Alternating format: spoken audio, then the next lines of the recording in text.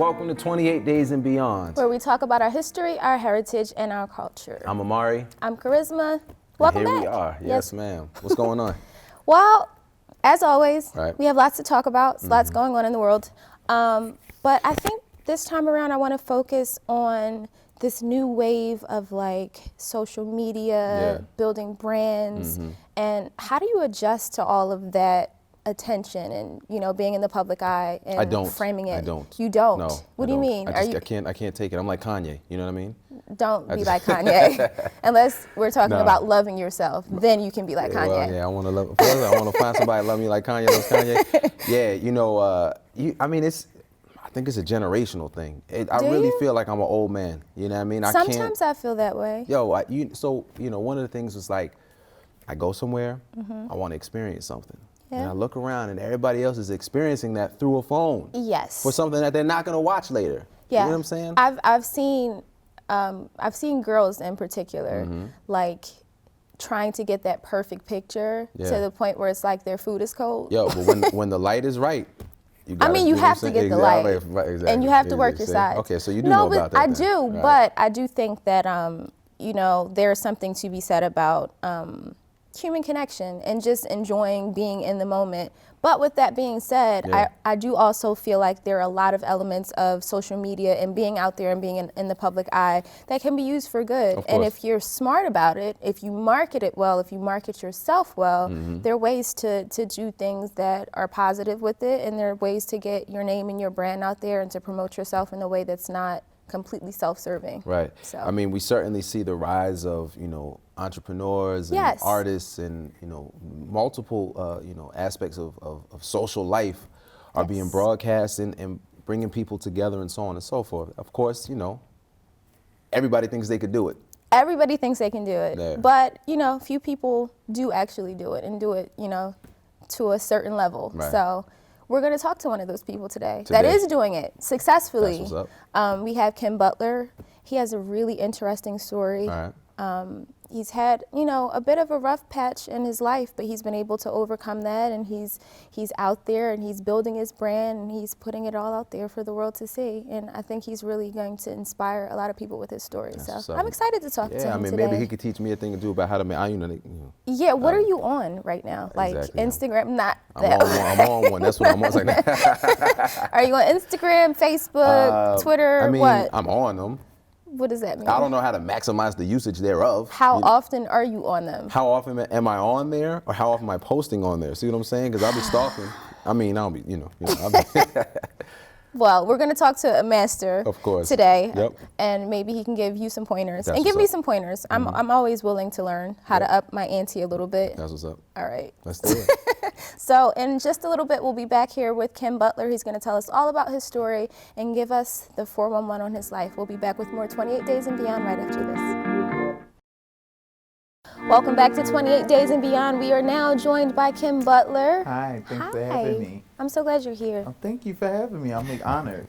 Well, we were just talking about social media and the many ways that tool can be used to do various things. Yes. But one of the other things that comes with social media is that people see your social media profile, they see the persona that you present online, and they see that at face value and they think that that's it. They don't know you. But they don't know. No, not the real you. So you have a very interesting story. Absolutely. So can you tell us a little bit about it? Yes. So I grew up in foster care. I took care of my mom for so many years. And then when she ended up passing away, I felt like really, really depressed, and I would eat a lot, and I would eat a lot of my feelings.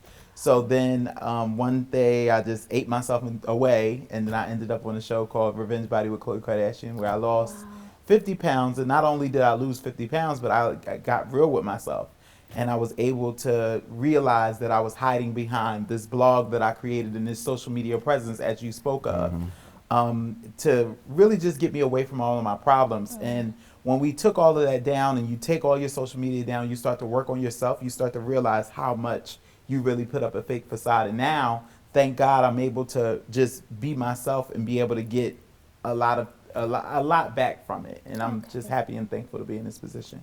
But there are a lot of people who would say, like, that's a small price to pay for, fame, Absolutely. for money, for so on and so on. Oh yeah, all right, what they call it, stunting for the gram. For the gram. For the gram for a little bit. Absolutely, absolutely. But you're saying that, I mean, the sort of internal conflicts has got to be I unbearable. think that the internal confidence came later. Because at first, all I knew how to do was give you a great show. Yeah. And I knew how to give you something that looked like something else. And now all I know how to do is give you authenticity. Mm-hmm. Like, I even wrote a blog post that's coming out later this week called Broke Reality Star, how people think that reality stars have all this money. Mm-hmm. And it's showing the other side of it, like sometimes we don't, because we have to pay so much money to all these different people. And we have a team, and then sometimes it's not just because we have a lot of followers and a lot of things that come from it. Doesn't mean that we're always just as wealthy as the next person. So, go ahead. So now that you have kind of opened yourself up and have become more vulnerable, do you feel like people are kind of being drawn more to that, even more so than putting up the whole front or facade? And that's the funny thing about it, because I thought that people would use it against me and use my past against me, but actually it's bringing people more towards me. Like, every one of my followers, I call them Ken dolls, but they always tell me like, yeah, I do. Sorry. So does that make me Barbie? Yeah, you can be Barbie. Okay. But yeah, my Ken dolls always say like, oh my God, you're so real, you're so authentic. And it's an honor to see that people are receiving the truth very well, and for them to see that they like the truth even better. And sometimes I think it makes it even better read, because I think a lot of reasons why a lot of people go to my blog opposed to like all the other blogs is because a lot of them give you like cookie cutter stuff, like, oh, what outfit is they wearing today? Oh, this is what this the concealer you should buy. And we really talk about like why your boyfriend shouldn't like you wearing, mascara, or why, what happens when your best friend sleeps with your ex. Like, we talk about like crazy topics like that, stuff that really happens. I can see how that could be. And it's really compelling to gracious. people because they really read it. And then I'll talk about a situation where I may have or may not have experienced that, and then they'll be like, oh my God, this makes it more real. Now, but in your recounting of your story, it seems like you skipped a step in terms of like, how you went from, your eating to working with social media dynasty like the Kardashians, right? What is it that you do with your blog, or how did that all come together? Well, my blog started when I was trying to hide from my reality of my world. Got you. I was really looking at different bloggers like Olivia Palermo and Brian Boy, and I really was obsessed with them and their lives that they lived. So I tried to live that life myself. So I would go inside fitting rooms and take pictures of myself from different angles. Oh, is that how they do it? Yeah, that's how I did it. I'm not going to say how nobody else did it. That's how I did it. Hey. And I would take pictures of myself from different angles and be like, oh, this is what I'm going to wear today, and this is what you should buy. And then I started reaching out to different celebrities for interviews. So I would call them, do the interview, and post it and get like all this media attention. Wow. And then I would just start posting the pictures again, and then there goes the likes, there goes the followers, and that's how it just eventually grew. And well, we definitely want to hear more about that, and we want to get more into the authenticity, and we want to ask some real questions. Absolutely. But we have to take a little bit of a break, so we'll be back with more 28 Days and Beyond right after this. Welcome back to 28 Days and Beyond. We're here with Ken Butler. Yes, we are. Okay, so we want to get right into it. Absolutely. The Kardashians. They're a topic for a number of reasons. A lot of times when people bring up the Kardashians, they talk about cultural appropriation. And recently we saw that Kim Kardashian decided to wear her hair in cornrows, and she gave credit to Bo Derek as, stating that they were Bo Derek braids. What are your thoughts? I don't have a thought on it because I don't really, I really didn't get into it like that. I think that I remember when I got a lot of backlash for calling Kim Kardashian God when I met her. And I didn't really call her God. And I think that a lot of times people take things out of context, especially when you have a big platform. And like, I remember people were like, oh, he's Tar Baby, and he's, like calling like he's a coon, because I was saying things like that. But I didn't actually mean she was God. I just was like, oh my God, I'm just really meeting her. And I was shocked because Chloe told me I was meeting a fashion blogger. But nobody really looked at it like that. They just looked at it like, oh, you're idolizing her. So for me, I tend to not look at things like that, like when the media blows things up or when people blow things up. I don't typically look at it like that. But I'm sure if she was to talk about it, she would just tell you what she actually meant, kind of like how I was. So now I have a different way of approaching celebrities and media and people because of what I went through. So I don't typically like, oh, I'm gonna jump on the train because everybody else saying that this is what she meant. That's fair. Yeah. So I just try to be like, let me ask them first. But also being fair, it seems like she has a history of things that could be, and she's been accused of cultural appropriation before. I mean, they all have, physical altering of their body, who they choose to associate with, so on and so forth. The things that they get credit for doing that they clearly, took from other people. I think that for me, I would just like to see everybody just being who they want to be and just being authentically them. And I feel like if you like something of another culture, it's okay to, like, in my opinion, to possibly do something and just give credit where credit is due. So for me, like, when I, like, let's say if I wanted to do, like, color my hair blonde, like, maybe I wanted to go for, like, this is a far reach because I would never do it, but for the sake of conversation. Never say never, but maybe I want to go for a Donatella Versace all the way down to my hair, like, you know what I mean, blonde. And I want to be like, okay, this is what I wanted to do. I would say, Donatella, thanks for the look. But has she ever done that? Who, me? No, Kim, we know you did. I don't really, as much as, like, she's a mentor to me and she's great, I have never really followed what she did like that. Gotcha. Like, of course I followed what she did as far as business and the things that she mentored me in, but I had never followed what I guess the world sees, like what the world's like, oh my God, did you hear about this? And I was like, no, like, So after being on a show like Revenge Body, and it definitely, has helped elevate your platform and your brand and what you're doing with your blog, what do you want the people out there to know about you? And what good are you? Because here we're always about figuring out ways where we can help, Absolutely. So what is it that you hope to do with this brand, with your blog, now that you have this larger platform? Well, definitely help people be more authentic with themselves and realize that we all have problems and we're all working through them. And reading any one of my articles, whether it's Trusting Chloe, She's Us, like what we did with Kim, making fun of the whole God thing, or even if you read the post about like deadbeat brother, about how I feel like sometimes I'm a deadbeat brother, and it's like just overcoming our obstacles and realizing what we went through is not what we're always going to be going through eventually, and we'll always get over that storm. Okay. And that's what I want to show. And Amari needs some pointers with social media. With social media? Yeah. I think Can you help? I have 6 followers.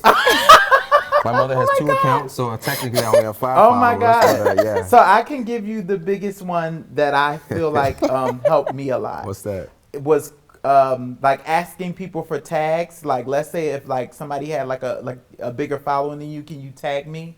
Or let's say if, oh God, what's another one? Or let's saying like commenting under like bigger people's like Instagram pages. Gotcha. Or even if you like find out something like information, just leak it or something. Find out some information and leak it and be the first person to do it. Find out somebody's deep dark secret. Yeah. And just let it out. And then that way the media outlets and people will be like, oh my God. That is dubious. Yeah. I did that. It's dubious, but listen, it pays the bills. Ken Butler, we thank you for joining us on so much 28 for Days having and me. Beyond. I appreciate it. Certainly so. We'll be right back with more. Yes. Welcome back to 28 Days and Beyond. It was a pleasure having Ken here today. Oh, definitely so. Yeah. Definitely so. Did you learn anything? I learned, you just gotta go for it when you want to get more followers. Yeah. But one of the things that I'm still struggling with is this idea that it's kind of like social media and an active social media presence is a necessity in today's. Like social world is one thing, but professionally, yeah, you gotta be out there. And also, I think people are starting to realize that their social media pages are actually being looked at by employers. Yeah. Like I actually know people that have lost their jobs based on what they posted online. What kind of people you roll with? Well, I have a wide array. A wide array, gotcha. Okay, yes. Thank you. Yes. But also, I've had friends come to me and ask me what they thought about a particular person, or we're having a conversation, or they're like, I was really thinking about hiring this person, and then I saw the kind of stuff they were posting online. Yeah. I can't have that representing my brand. But you know what though? I mean, that's interesting because we especially like politically charged, commentary and so on and so forth. But the fact is, like, you know, I work for you from 9 to 5. You don't got no business what happens at 501. I agree. Whereas people are like, no, 501, when I go to your profile and it says you work for, you know, Charisma Inc., then it's like, nah, you're still connected to the brand. They're hurting the brand. So I think it's hard because it's a really useful tool, but I think that there definitely should be a few more checks and balances. I don't think that people should be able to get fired based on what they post to a certain degree. Like certain things, if you're posting racist or xenophobic things, then obviously you gotta go. But if you're posting an opinion piece, if you're stating your opinion and it's not something that's, you know, offensive to someone or something that's like marginalizing a certain group of people or making a certain people feel awful about themselves based on what you said, then I think it's fair. You should be able to do that. Well, you know, one of the things that because Ken's case is a little bit different in the sense that he's a personality. That is, you know, his business. And I mean, obviously when you see the numbers that some of these social media personalities are making, it makes me want to rethink my life decisions. I know, and you make money. Like once you hit like 10,000, I don't make money. You don't make money. I don't make money. But I have 6 followers. Okay, I have 6 followers. When you get to 10,000 followers, that's when you can actually start, you know, being paid. Is that when you're certified? Yeah, I think so. Man, that's something crazy. Like that. I mean, you know, but again, I still think like there's a generational logic that I'm just, you know, I'm lacking a deeper understanding of. This is the way that things are, whether we like it or not. Yeah. And again, Ken's story is one where he was able to take his lived experiences and sort of channel that into something that, you know, is reaching a wider audience. He says through his blog, which is KenButlerWorld.com. Right? Yes. He's talking about his own experiences, his views, so on and so forth. And people are really leading to that. I appreciate him saying that, you know, there is a place for being authentic, for being your authentic, true self and sharing that with other people, because we're all living this journey and life gets hard sometimes. So just having someone that's out there and that has this big platform say like, listen, I'm not perfect, it is what it is, and sharing that so people have safe places, I think is awesome. But you know what the most revealing thing was that he told us tonight? What? That when they be taking the pictures of them outfits, they don't own them outfits. What? Come. I'm about to step my fashion game up. We're about to see real official. Well, listen, we thank you for joining us for another episode of 28 Days and Beyond, where we talk about our history, our heritage, and our culture. We'll see you next time. Peace.